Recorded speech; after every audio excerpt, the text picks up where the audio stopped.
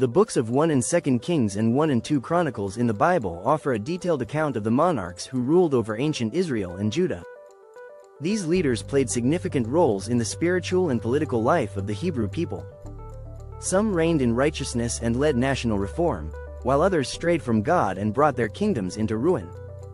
This video presents a narrative overview of all the kings, beginning with the united monarchy and then moving into the divided kingdoms of Judah and Israel. Part 1. The United Kingdom of Israel. Before the division of the kingdom, Israel was united under 3 kings.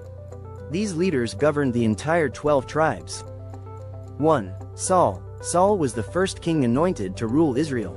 He was tall and impressive in appearance and was chosen by God through the prophet Samuel. Saul began his reign with promise, leading military victories. However, he later disobeyed God's direct commands and took matters into his own hands. His jealousy of David, the rising warrior, and his failure to fully obey led to his downfall. He died by suicide during a battle with the Philistines. 2. David. David succeeded Saul and was known as a man after God's own heart. He united the nation, conquered Jerusalem, and brought the Ark of the Covenant there. Despite his military and political success, David committed serious sins, including adultery with Bathsheba and arranging the death of her husband, Uriah. However, David deeply repented. His Psalms remain a testament to his heartfelt relationship with God. God established a covenant with David that his lineage would last forever, ultimately fulfilled in Jesus Christ. 3. Solomon. Solomon, the son of David and Bathsheba, was renowned for his wisdom. He constructed the first temple in Jerusalem and led Israel into a time of prosperity and peace. However, his many political marriages to foreign women led him to idolatry in his later years. His heart turned from God, and as a result, God foretold the division of the kingdom after Solomon's death. Part 2. The Kings of Judah, Southern Kingdom. After Solomon's reign, the kingdom split into 2. Judah, composed of the tribes of Judah and Benjamin, continued the Davidic line of kings based in Jerusalem. Rehoboam to Asa. Rehoboam, Solomon's son, ruled Judah and rejected wise counsel, leading to the division of the kingdom. His grandson Asa brought religious reforms and sought God early in his reign, though he relied on human alliances later. Jehoshaphat to Joash. Jehoshaphat walked in God's ways and strengthened Judah spiritually. However, his alliances with wicked kings of Israel brought mixed results. Joash began his reign under priestly guidance but later turned to idolatry and even ordered the death of the prophet Zechariah. Amaziah to Ahaz. These kings had mixed legacies. Uzziah, for example, ruled well for most of his life but was struck with leprosy after arrogantly offering incense in the temple. Ahaz was one of the most wicked kings, even sacrificing his own son. Hezekiah to Josiah. Hezekiah was a godly king who restored temple worship and trusted God during Assyrian threats. Josiah rediscovered the Book of the Law and initiated wide-ranging religious reforms, celebrating a historic Passover. Unfortunately, both were followed by sons who quickly led Judah back into corruption. The fall of Judah. After Josiah, Judah saw a rapid decline.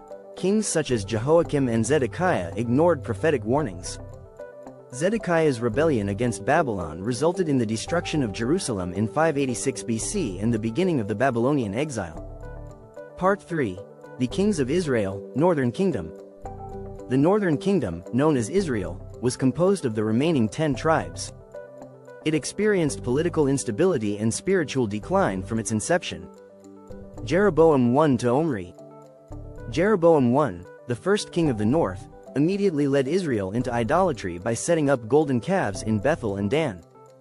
This sin became a pattern for future kings. His successors, including Baasha and Omri, continued in this rebellion. Omri built Samaria as the new capital. Ahab to Jehu. Ahab, married to Jezebel, promoted Baal worship on a national scale. He frequently opposed the prophet Elijah. His son Jehoram continued this legacy until Jehu, an anointed military commander, destroyed Ahab's family and eliminated Baal worship, but he did not turn away from the golden calves. Jehoahaz to Jeroboam II. These kings brought brief periods of military success but maintained idolatrous practices. Jeroboam II had a long and prosperous reign, but the spiritual decay continued. The final kings. The last kings of Israel, including Pekah and Hoshea, faced increasing pressure from Assyria. Hoshea was the final king before the kingdom fell. In 722 BC, Samaria was conquered by the Assyrians, and the people were taken into exile. The northern kingdom was never restored. Lessons from the kings. The history of the kings recorded in Kings and Chronicles is both rich and sobering. The fate of each king and their kingdom hinged on whether they remained faithful to God. The kings of Judah had the benefit of the Davidic covenant and prophetic guidance, yet only a few sought the Lord consistently. The kings of Israel, on the other hand, rejected God from the start and suffered the consequences of idolatry and disobedience.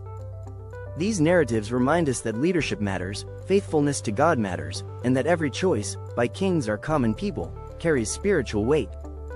As we reflect on these stories, we are reminded to remain faithful in our generation, following the path of righteousness, humility, and trust in the Lord.